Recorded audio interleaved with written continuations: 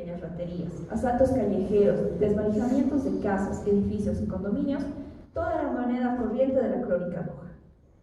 Ya la gente no se atrevía a salir ni al cine, ni a conciertos que quedaban en casa. Se quedaban en casa creyéndose segura, pero hasta ahí llegaba la desgracia en forma de accidentes domésticos, en no pocos casos fatales. En suma, vivir se tornó peligroso y el miedo se apoderó del alma colectiva. Y todo esto, ¿a qué se debía? Simplemente a la destrucción de nuestros bosques por la angurria neocapitalista. Menos madera igual a más pesadumbre. Pero entonces irrumpió la innovadora industria fundada por el señor y la señora Velasco, de la media cuadra de casa al lado de la tienda de Don Jesús. El viejito al que hace unas noches le robaron una balanza, algo de mercadería y 550 pesos, según se quejaba hace unos días.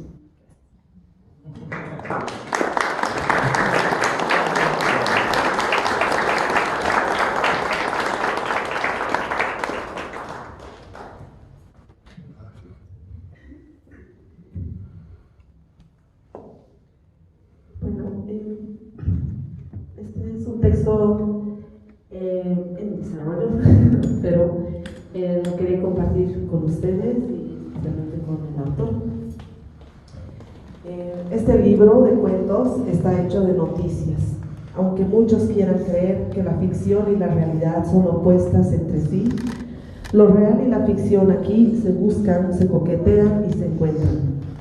Es todo cuestión de tiempo. Antonio Rivera, el autor de este conjunto de 18 cuentos, es periodista, lector y fue por muchos años jefe de redacción del periódico Opinión. Así que sabe ver el límite entre lo que es objetivo y subjetivo, entre lo que es real y lo que es ficción, lo que es noticia o historia.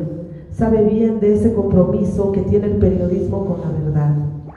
Y de ahí parten estas 18 historias, noticias, de la mirada curiosa y hambrienta de un periodista que insiste en la realidad, en la vida y en el hecho. Un ataque al fuerte del paraíso, la historia de amor entre Malena y Eugenie, que le cuentan en el bar El Corso, en la esquina General Achá y Junín de Cochabamba, un lector que lee y que como su personaje es abrazado por las llamas de una vela, Sol, la nieta y su ternura en Andalucía, el robo a un viejito en la tienda de la esquina, su estadía como turista en Florencia, el rayo de un niño, esa esfera de hierro maciza y pesada de unos 12 o 13 centímetros de diámetro, cuya superficie estaba encerrada y con adherencias siderales, el hombre viejo que sale a la calle a caminar como si fuera un prócer, un joven escritor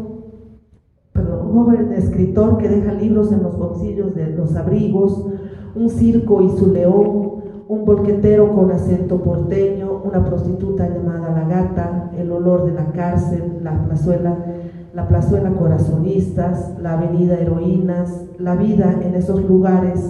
Todos parecen personajes de noticias leídas en un periódico o vistas en el noticiero.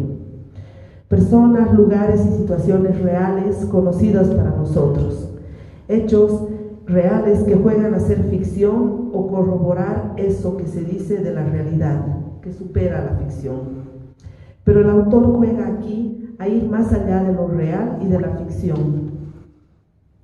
Machaca con las palabras los hechos de sus historias, los pone a prueba, les pregunta qué esconden o hasta dónde son capaces de estirarse y de perderse en el espacio sideral.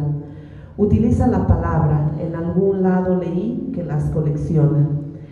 Utiliza la palabra y la mirada y el olfato de periodista salvaje para torcer la flecha recta que lanza un hecho y nos distrae de lo que de verdad pasa con los lugares y con sus personajes. Las palabras ayudan a este autor a entrar en el ritmo de la historia e intervenir en el trayecto de aquella flecha que ya está en el aire, como en esa escena amorosa de los amantes de biografías de un éxtasis, uno de los cuentos, que es contada como con una hipérbole del realismo latinoamericano que nos lleva a la vez al juego y al pasado de la propia literatura. Abro comillas. Se amaron también en camarotes de trenes y barcos, en campos de hierba y sembradíos, en algún parque de invitante penumbra, Imitaban sin saberlo a peces, mamíferos, mamburetas y hasta a seres humanos. Lo hicieron mecidos por olas y el chucuchucu de locomotoras, al ritmo de tambores, de bandas, de canciones, de himnos patrióticos, devotos o impíos. En otro lugar, las palabras son más parcas, más solemnes, acompañando la ilusión perdida de un viejo que camina. Abro comillas. El prócer no camina como los demás, él desfila por la acera. Sus pasos largos y pausados transportan su porte erguido, altanera la cabeza de larga y revuelta cabellera entrecana. La gente le observa y él reparte su saludo con ademán cesáreo, el brazo derecho alzado, rematado en la palma digna, acompañado apenas perceptible asentimiento o venia y sonrisa medida, se diría modesta. Cierro comillas. Las palabras acompañan los relatos para darle forma, otra forma, quizá la forma real, al hecho. Dos amantes que pierden la forma humana en su encuentro, o un viejo despeinado que arrastra el peso de los años por las calles del barrio al ritmo de un desfile militar. Rivera conoce bien la verdad que las palabras ocultan y que hay que forzarlas, torcerlas, incluso jugar con ellas para llevarlas a un destino diferente. El oficio de periodista, corrector, reportero, articulista y jefe de redacción hace su trabajo. Sabe que el arco que hace su brazo al lanzar la flecha debe empecinarse en dirigir a la realidad más allá, hacia las estrellas o a la punta más alta de la carpa de un circo en París. En estos cuentos así nos encontramos con esa mirada que se empeña en ver cómo los hechos reales son superados por la ficción. Nunca los personajes son lo que son. Un domador de leones en el circo de París es payaso, es vendedor de entradas, es león. Un prócer de la patria, un viejo despeinado. Una nieta pequeña y dulce, el sostén de su abuelo. Un maestro en una trattoria de Florencia, un caníbal. Tal vez la mirada y el olfato de periodista salvaje hace el resto con ese material real. Lleva a la escritura de Rivera a insistir en el juego, en la ficción y la realidad, porque tal vez de algún modo se ha entrenado en aquello que dijo una vez la periodista y cronista argentina Leila Guerriero. No es necesario inventar cosas. Si nos quedamos el tiempo suficiente, siempre ocurre algo interesante. Eso es, y muchísimas gracias por permitirme leer tus cuentos y los he disfrutado muchísimo. No, muchas gracias.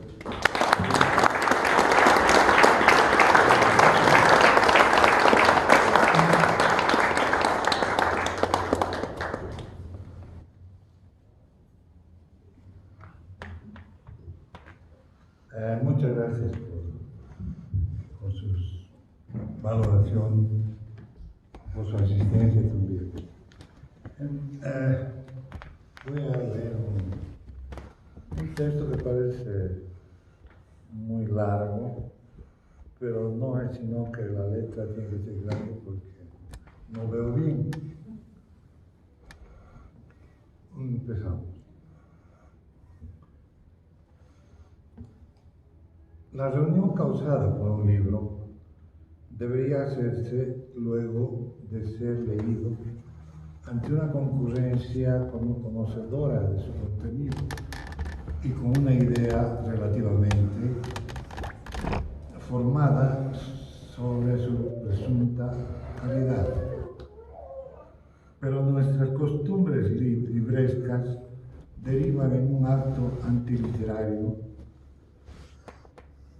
Hemos llamado presentación a esta curiosa ceremonia dándole un significado muy parecido al saludo inaugural a una persona desconocida a quien le mentimos un mucho gusto.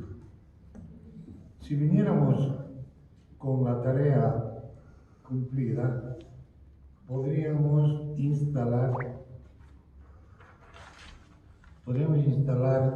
un diálogo o conversatorio, como se dice ahora. Pero no es así. Uno debe acometer la poco honorable tarea de elogiar su propio vástago y de paso a sí mismo.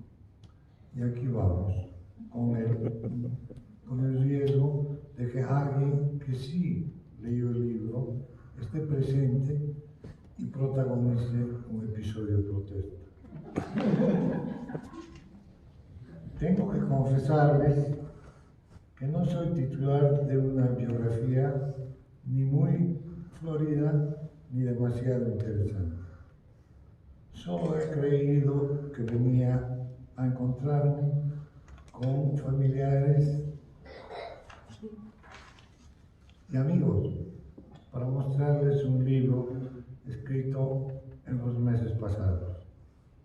De los demás asistentes son responsables las redes sociales, la generosidad del Centro Patiño y de la prensa. Y como diría Dolina, están también los que han entrado por equivocación. Sin embargo, estoy muy contento, agradecido y temeroso por la presencia de todos ustedes. Y prometo esforzarme para que no se vayan mascullando comprensibles improperios, y en un exceso de optimismo deseo que partan con un libro bajo el brazo.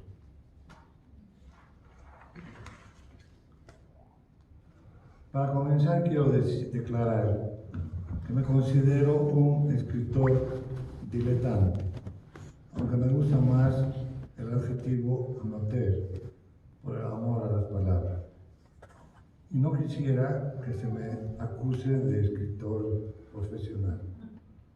Solo aspiro a conseguir que quien lea este libro se reconozca en algún cuento, goce de cierto párrafo, se sorprenda con el desenlace de una historia. En suma, que le satisfaga estéticamente el resultado del placentero trabajo que su autor puso en cada.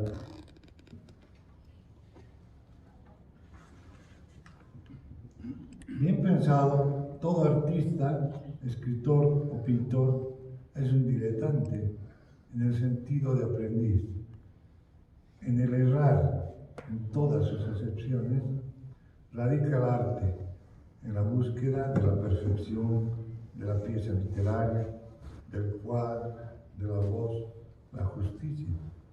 Pero sabemos que no existe la obra perfecta, o mejor dicho, esa búsqueda es la perfección. Este libro, como todos los libros, forma parte de un acto más vasto y mágico, el lenguaje humano.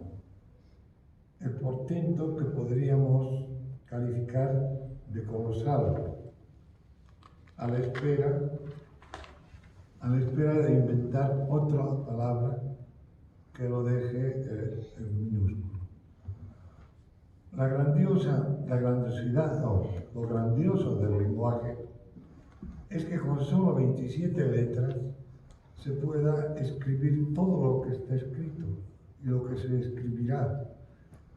El modesto abecedario, el de Mi mamá me mima, es el mismo que Víctor Hugo ha utilizado para componer su prodigiosa novela Los Miserables. Esa exigua colección de letras memorizadas y recitadas en nuestra alfabetización ha permitido la creación y crecimiento de todas las bibliotecas. Con este puñado de letras se escriben todos los libros, novelas, cuentos, poemas, todos los periódicos y pasquines, los alegatos de libertad y los bandos que oprimen, las cartas de amor, las cartas de despido, de despedida, los avisos necrológicos y las invitaciones a las presentaciones de libros. Y también el dolor y la protesta por la ya no matanza ni genocidio, sino el exterminio que Israel y el Occidente cometen en Palestina. Entonces se escribe el conocimiento y sirve para lamentar la ignorancia. En estas 27 letras está contenida la humanidad, puesto que es a la vez el vehículo y el cimiento de su civilización. Es como ese otro universo creado a partir de 9 números y una ausencia. Este libro, titulado 18 cuentos, contiene 18 cuentos. Es real gracias a la editorial que tiene por nombre el lindo palíndromo cortasariano Atar a la rata y a la apasionada labor de Coco Mayor, aquí presente. Y a su modo, a otro Coco, el delegado. Son cuentos escritos hasta hace unas semanas sin más plan que abordar este género de la mejor manera. Tengo alguna experiencia en la relación con las palabras.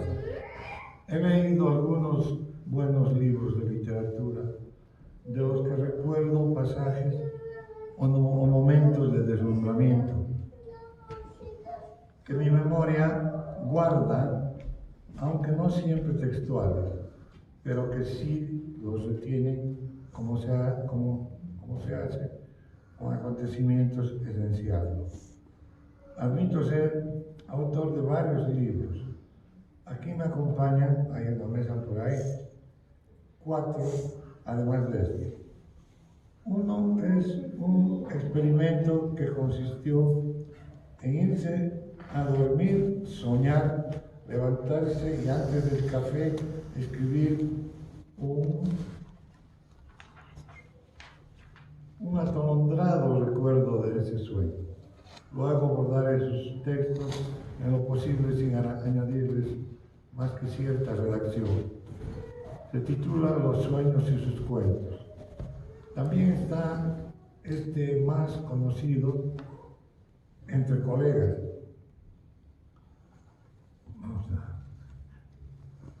Y curiosos. El periodista tonto. Una especie de manual descarnado de lo que no se debe hacer en ese oficio. Está basado en hechos reales, es decir, en experiencias propias y ajenas, entresacadas de mis largos años de ejercer de periodista, a veces tonto. Es el que más consecuencias trajo. Una de ellas, que ya no trabajo de periodista. Los cuentos cruentos, elaborados como muchas cosas, postergadas gracias a la pandemia, que nos regaló muertes y una tregua para pensar el mundo. El de tapa azul es un cuaderno de viaje transformado en algo parecido a una novela desbordada. Al escribirla, quise que viajaran junto conmigo los que ejercieron la apasionante aventura de ser mochilero y los que quisieron serlo y no lo consiguieron, debe decir. No pudieron. En este libro viajé por Latinoamérica una vez más. Estos libros no estarían aquí sin la participación de mis queridas hijas Daniela y Mónica, venidas desde muy lejos para acompañarnos hoy, y mi hijo Piero, que adivina este acto desde su montaña de Santa Elena. Mi querida amiga Elizabeth, quien contribuye no solo a la existencia de los libros, sino a la de su autor. Y además Camila, que luego de leer leerá, que ha leído ya una aproximación y comentario de uno de los cuentos. Llegaron igualmente José, que ayudó como lector, Sol, mi nieta, maravillosa, lo dice, pero lo digo, sol de uno de los relatos, y Airú, que debe estar por ahí destruyendo algo de venerable instalación. El presentado hoy puede ser mi último libro, dependiendo cómo me vaya a sentir estos días. Pero ¿no son acaso todos nuestros actos los últimos? Reflexiono ayudado por la cultura popular que nos advierte con un carpe diem: nadie tiene la vida comprada. Esta especie de justificación de por haber cometido, entre comillas, como decía Alfredo Medrano, estos libros, en verdad no es tal. Si están publicados es porque consideré que algo tenían para los lectores desconocidos, y también para mis familiares, amigas y amigos. Con ellos también aquí formamos, con mis amigos, formamos una tropa cincuentenaria. Y cada semana, por parques y aceras de la ciudad que se libran de la destrucción de la alcaldía, hacemos real la metáfora de que la amistad es caminar juntos. Estos 18 cuentos no se han escrito como un diseñado jardín literario. Han crecido como la maleza en un huerto silvestre en el que los argumentos y frases se empeñan en crecer, regados por algunos aguaceros imprevistos. Intenta diseminar el aroma del amor y la amistad y señalar las miasmas del odio y la injusticia. También ofrece, en clave irónica, algunos traumas sociales como cierta entrecomillada cultura y las religiones. Ya en el ámbito publicitario, garantizo contra la evolución que en este libro hay páginas que satisfarán la exigencia de una lectora exigente. Sería una falta de modestia decir que este es un buen libro. Pues bien, este es un buen libro. Gracias.